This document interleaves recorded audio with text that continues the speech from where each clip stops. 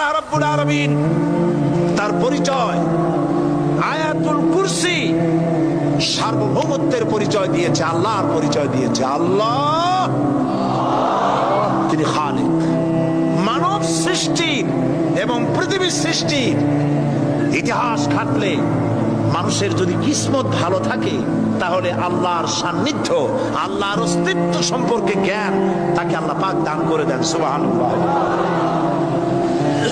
পৃথিবীর সৃষ্টির ব্যাপারে বুদ্ধিজীবীরা কি বলছেন দেখুন। পৃথিবীর সৃষ্টির ব্যাপারে বিজ্ঞানীরা বলছেন যে এই পৃথিবী এরকম ছিল না, তো কি রকম ছিল? এইটা সূর্যের পাশ থেকে একটা উজ্জ্বল শক্তিশালী জ্যোতিষ্ক দারুণ ফোর্স নিয়ে যাচ্ছিল। সেই ফোর্স সহ্য করতে না পেরে সূর্যের একটি দুর্বলতম অংশ সূর্য থেকে ছিটকে মহাশূন্যে পড়ে গেল, আর ঘুরতে ঘুরতে এই পৃথিবীর অস্তিত্ব লাভ করল। বিজ্ঞানের এই কথা যদি বিশ্বাস করতে হয় তাহলে আমাকে বলতে হয় এখন তো মানুষেরা আর পৃথিবীতে ধরছে না, ঠিক কিনা? কথা বলছেন না কেন? মানুষ পৃথিবীতে এখন ধরতেছে।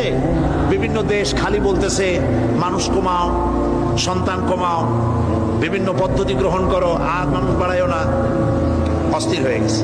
তো মানুষের পদবরে পৃথিবী এখন ভর্তি। এখন কেন দয়া করিয়া আর একটা জ্যোতিষ্ক সূর্যের পাশ দিয়ে গিয়া আর একটা দুর্বলতম অংশ সিটকে ফেলায় দিয়ে এরকম একটা পৃথিবী বানায় দেয় না?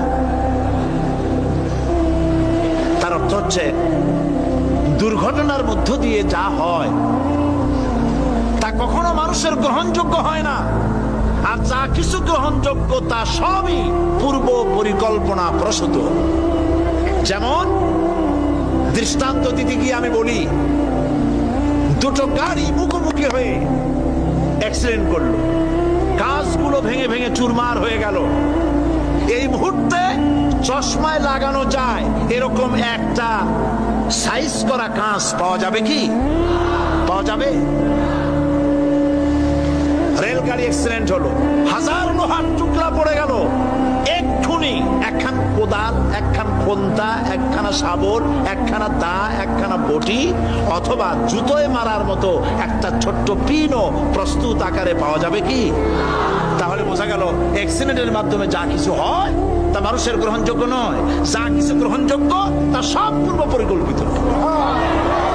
এখন আমি বলবো বিজ্ঞানীদের কথা মতো যদি সূর্যের কোন দুর্বলতম অংশ মহাশূন্যে পড়ে এই পৃথিবী হয়ে থাকে তাহলে এটা পরিকল্পনার ভিত্তিতেই হয়েছে। সেই পরিকল্পনাকারীর নাম কি? বলেন নাম কি? তবে আমি আপনাদেরকে নিশ্চিত করে বলতে পারি সূর্যের কোন দুর্বলতম অংশ ছিটকে পড়ে অ্যাক্সিডেন্টের মাধ্যমে পৃথিবী হয় নাই। মহাপরিকল্পনার মাধ্যমে সৃষ্টি জগৎকে টিকে রাখার জন্য আল্লাহ রাব্বুল আলামিন আলাদাভাবে পৃথিবীকে সৃষ্টি করেছেন। বিজ্ঞানের কথার সাথে কোরআন শরীফের যদি কন্ট্রাডিকশন হয় তাহলে কার কথা মানবেন, বিজ্ঞান না আল্লাহ? জোরে বলেন, বিজ্ঞান না আল্লাহ?